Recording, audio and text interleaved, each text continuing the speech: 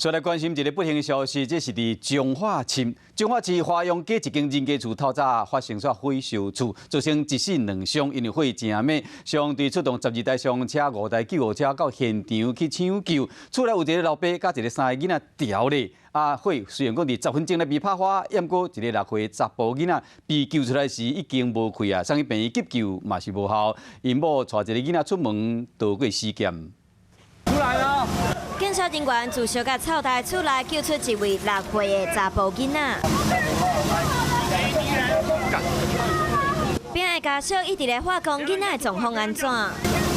不要让家属过来。刷落来，赶紧甲厝内调咧爸爸9岁和13岁囡仔拢总送病院。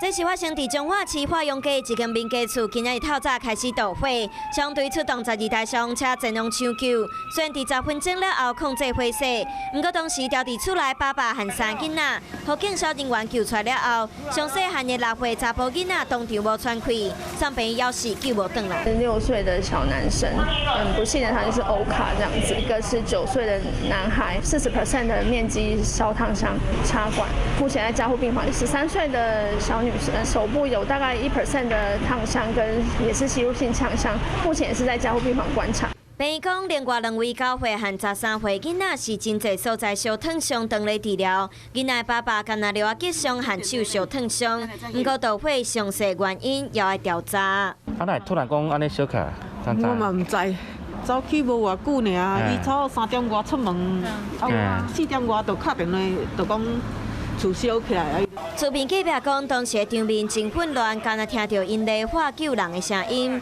因是规家伙仔6口罩住伫遮，阿某生4个囡仔。当时太太和大后生去早顿店做工课，逃过一劫。